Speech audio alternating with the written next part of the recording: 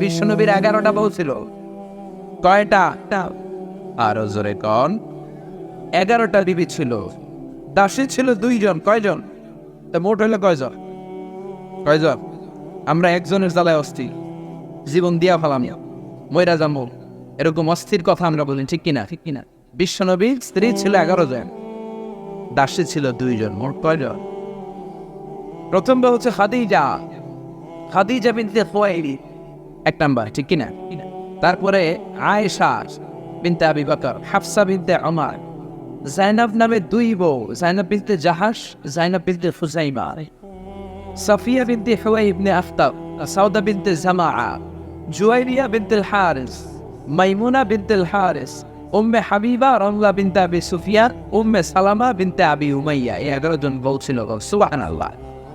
2 জন দাসী ছিল, একজনের নাম রাইহানা বিনতে যায়েদ আন-নাবারিয়া, আরেকজনের নাম মারিয়া বিনতে শামউন আল-কিবতিয়া। চিল্লায় পড়েন আল্লাহু আকবার। অনেক ইহুদি খ্রিস্টান নাস্তিকের দলেরা বলে, নাস্তিকের বাচ্চারা বলে বিশ্বনবী নাকি নারী পূজারী ছিলেন, নারীর দেহভোগ করার জন্য এতগুলো বিয়ে করেছেন। কপাল পোড়া, একটা বিয়ে বিশ্বনবী নিজের মন গড়া করে নাই, করেছেন কার আদেশে? বলেন কার আদেশে? বিশ্বনবীর প্রথম বিয়েটা যখন বিশ্বনবী করেছেন বয়স ছিল কত? সবাই বলেন। বিশ্বনবীর বয়স ছিল 25 বছর। আর বিয়ে করেছেন খাদিজাকে, খাদিজার বয়স ছিল কত?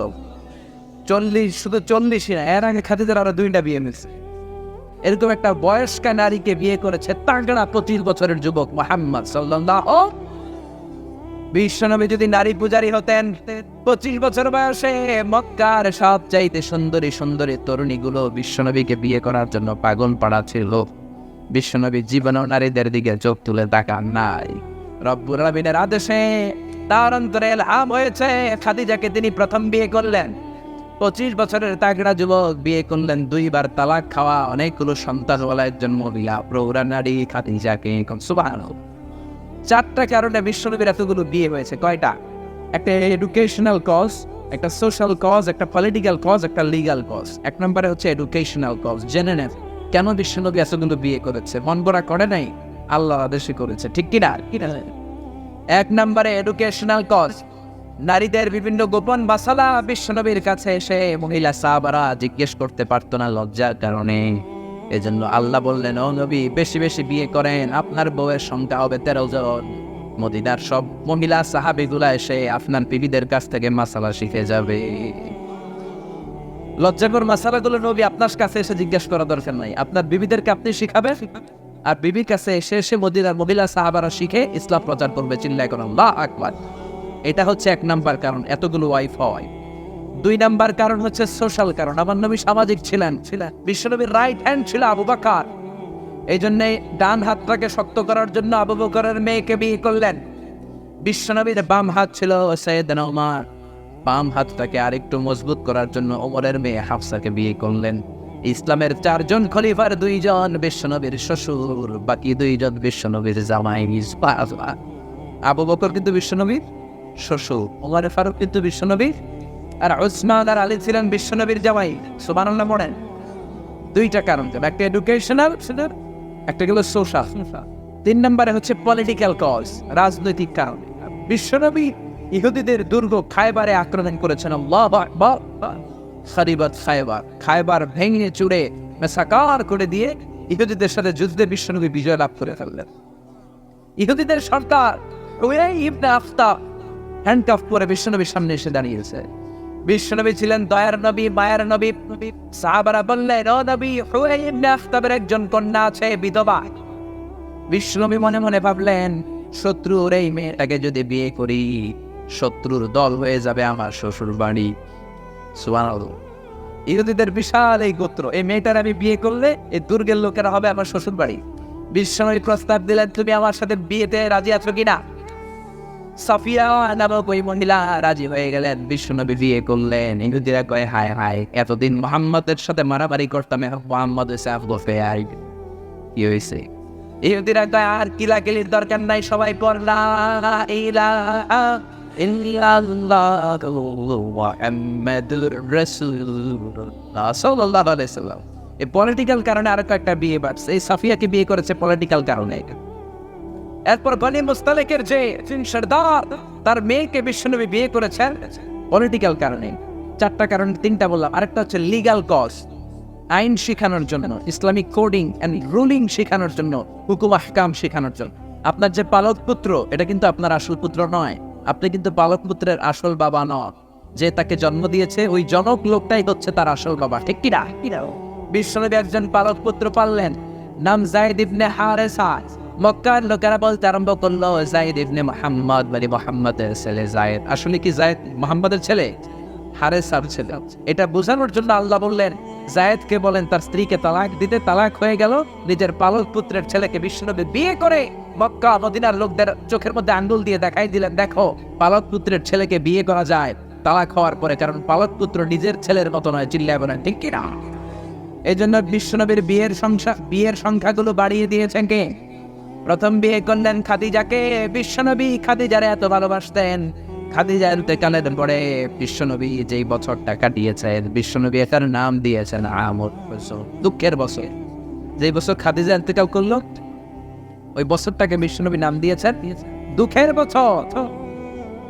বিশ্বনবী খাদিজারে এত ভালোবাসতেন, দোয়া করার সময় বিশ্বনবী চোখের পানি ছেড়ে দিয়ে আল্লাহরে বলতেন, আল্লাহ কিয়ামতের এই কঠিন দিন, যেদিন মা ছেলেরে চিনবে না, বাবা মেয়েরে চিনবে না, বন্ধু বন্ধুরে চিনবে না, পীর সাহেব মরিদরে চিনবে না, মরিদ পীর সাহেবরে চিনবে না, ওই কঠিন দিন আমি যেন আমার খাদিজারে ভুলে না যাই, ওই দিন যেন আমি আমার খাদিজার কথা মনে রাখি।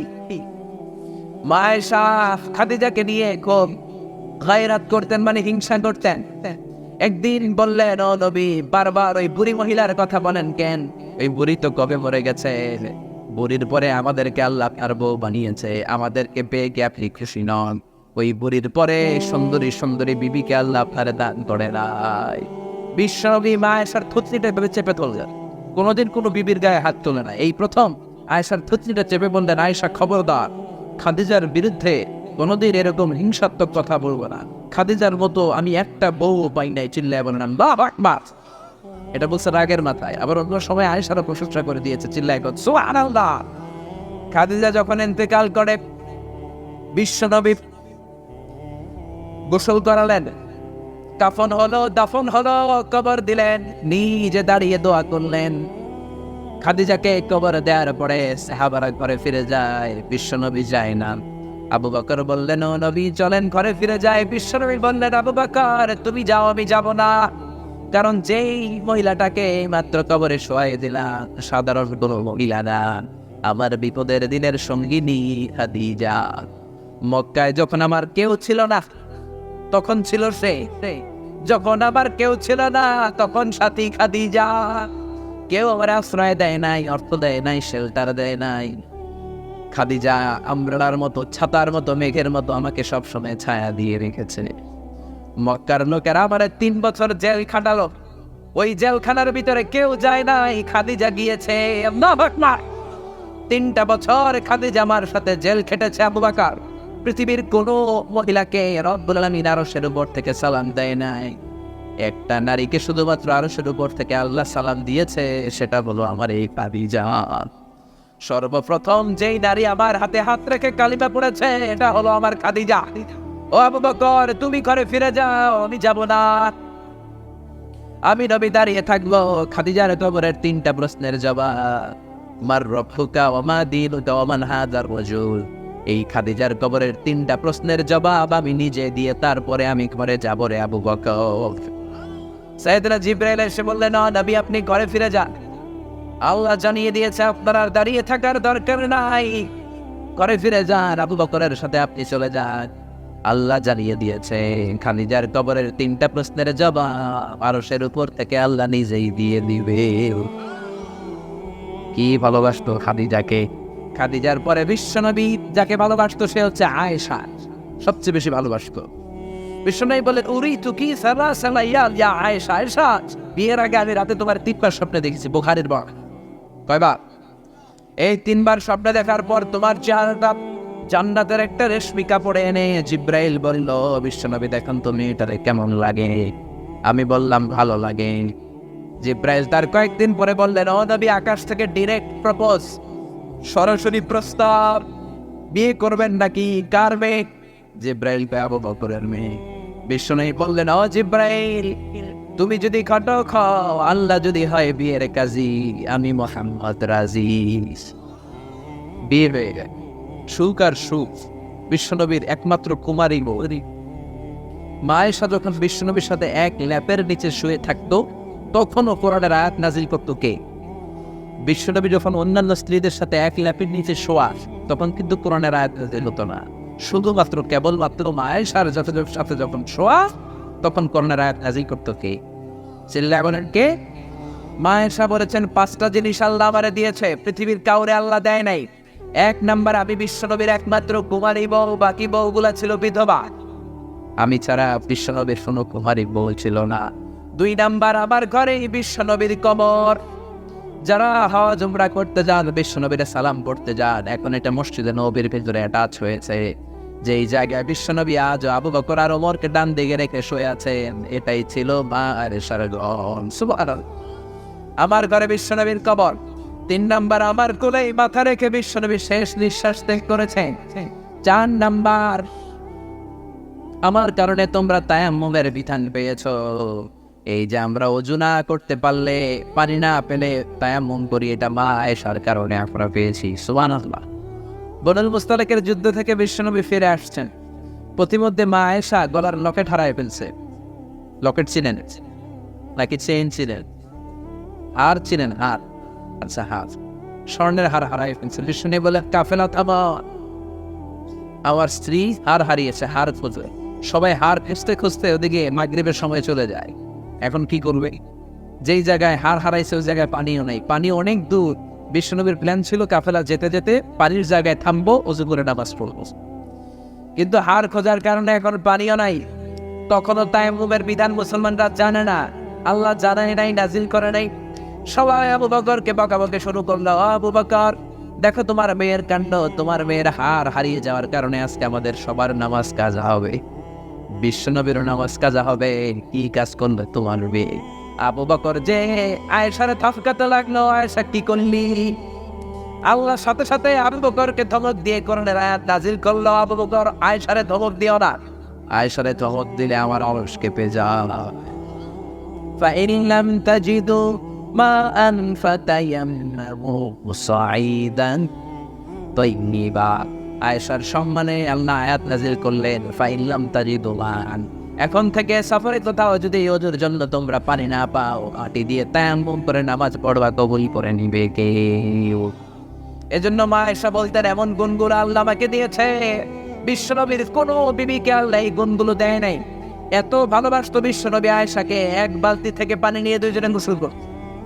1 বালতির মধ্যে পানি নিয়ে 1 মগ দিয়ে বিশ্বনবী মাথায় পানি ঢালে, আরেক মগ দিয়ে মা আয়েশা। গ্লাসের যেই জায়গায় ঠোঁট লাগিয়ে মা আয়েশা পানি খেত, ওই জায়গাটা কেঁদে কেঁদে বিশ্বনবী ওনার ঠোঁট লাগিয়ে পানি খেতেন। সুবহানাল্লাহর আস্তে কয়ে, কত রোমান্টিক ছিল আওয়াজগুলো। মা আয়েশা ওটের হাড্ডি পছন্দ করতো। ওটের হাড্ডি চুষে চুষে যে হাড্ডিটা মা আয়েশা রেখে দিত, ওই চোষা হাড্ডিটা নিয়ে বিশ্বনবী আবার চুষতে শুরু করে দিতে।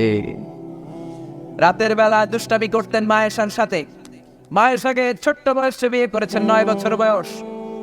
মা আয়েশা তখনও পুতুল খেলা ছাড়তে পারে নাই। বিশ্বনবী নিজে পুতুল কিনে দিতেন, বলতেন আয়েশা খেলো। আয়েশার বান্ধবীরা যখন ঘরে আসতো, বুখারীর বর্ণনা, বিশ্বনবী আয়েশার বান্ধবীদের জন্য ঘরটা ছেড়ে দিতেন, চলে যেতেন বাইরে। আয়েশা তার বান্ধবীদেরকে নিয়ে খেলাধুলা শেষ করলে আবার বিশ্বনবী ঢুকতো। চিল্লা এখন সুবহানাল্লাহ। মা আয়েশা তীর খেলা দেখতে পছন্দ করতো। বিশ্বনবী, বুখারীর বর্ণনা, মা আয়েশাকে কাঁধে তুলে এক পর্দার এক পাশ দিয়ে ফাঁক করে বলো, আয়েশা যতক্ষণ মনে চায় তীরের খেলা দেখে। দীর্ঘক্ষণ দেখার পরে মা আয়েশার কাঁধে উঠতে পারে না। বিশ্বনবী বললেন, ও আয়েশা, মন ভরে তীর খেলা দেখা হয়েছে নাকি? আয়েশা বললেন, দেখা হয়েছে। তখন বিশ্বনবী কাঁধ থেকে তার ওয়াইফকে নিয়েছেন। সুবহানাল্লাহ। রাতের বেলা ছোট্ট একটা ঘর। বিশ্বনবী তাহাজ্জুদের নামাজে দাঁড়ালে বিশ্বনবীর সেজদার জায়গায় মা পা ছড়িয়ে শুয়ে থাকতো।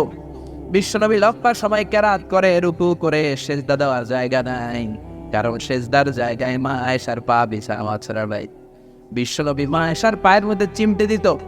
মা আয়েশা পা 2টা গুটিয়ে নিলে বিশ্বনবী সেজদা দিত। আবার সেজদা দিয়ে উঠে গেলে মা আয়েশা পা বিছিয়ে শুয়ে পড়তো। সুবহানাল্লাহ বলবেন।